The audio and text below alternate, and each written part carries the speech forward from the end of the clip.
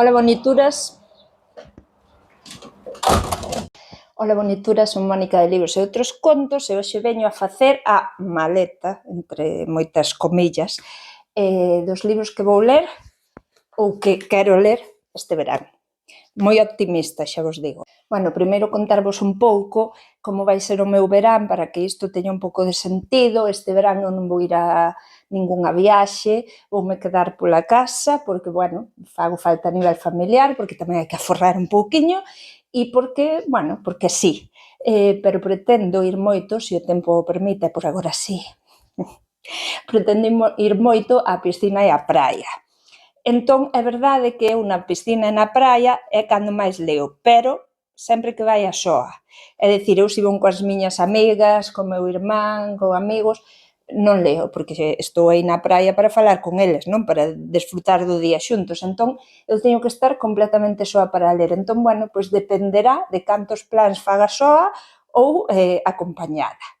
Despois, sempre teño que ler libros que sexan meus da miña propiedade. Por que? Porque me dá moito apuro levar libros da biblioteca á praia ou á piscina, porque ao final énchense de area, de humidade, de auga, de xeado, e non, paso, teñen que ser meus e tampouco poden ser emprestados por ninguén pola mesma razón. Porque eu quero ir á praia sabendo que, bueno, pois se o libro se gasta un pouco, se enche de area, non pasa nada porque é meu. E hasta aquí creo a miña explicación. Bueno, non, vou engadir unha máis, que é, eu normalmente no verán é cando máis leo de todo o ano, vale?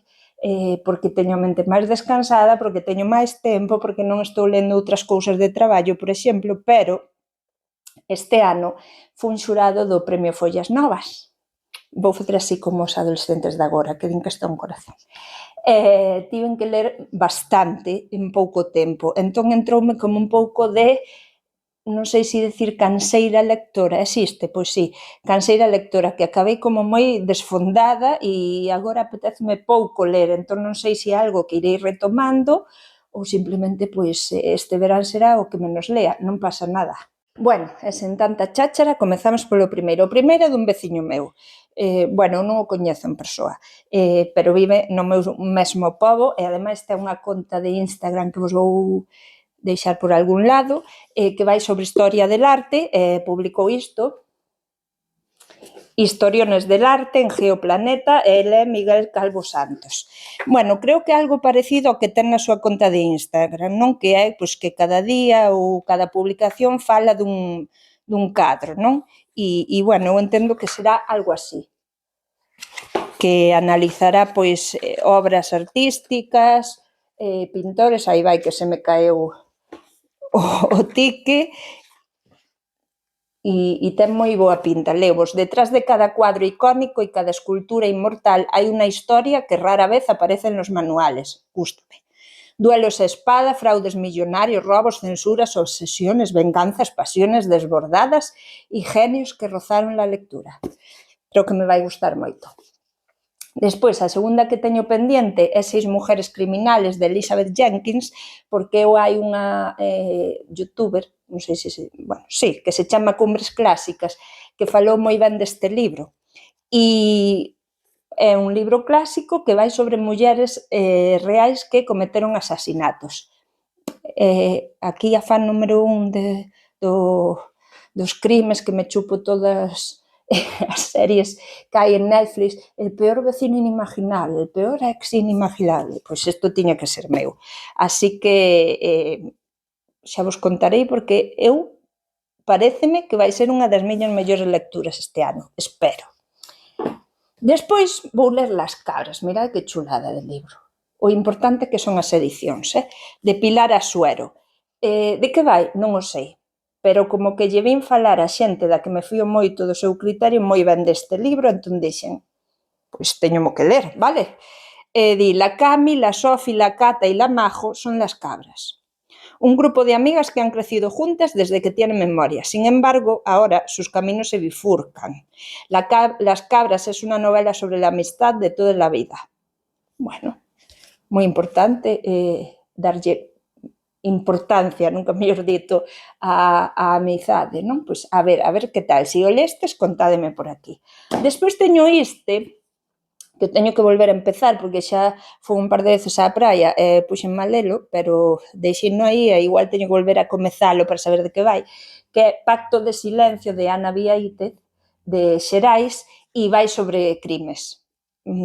Xa vedes a miña temática. Despois non me faledes de fantasmas, nin de demos, nin de tal, que me cago viva e non son capaz de ver nin Casper de nenos, pero ler sobre crimes, sí. Escoitar podcast de crimes tamén.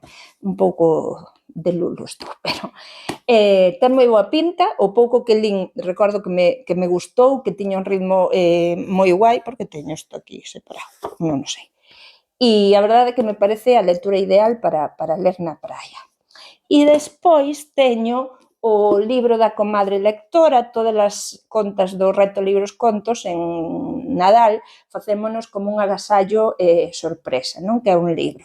Entón, a miña comadre lectora regaloume o Azul entre o ceo e a auga, con traducción de Rocío Viéitez Ferro, a autora é Susan Abulagua e a editorial é Lai o Vento. Di O Azul entre o ceo e a auga, xa traducido a máis de 20 idiomas, achegas agora en galego. Conta a historia dunha familia palestina, os Baraka, que, a través de diversas xeracións de mulleres enleadas no tempo e no espazo, nos amosan a dura realidade da Franxa de Gaza.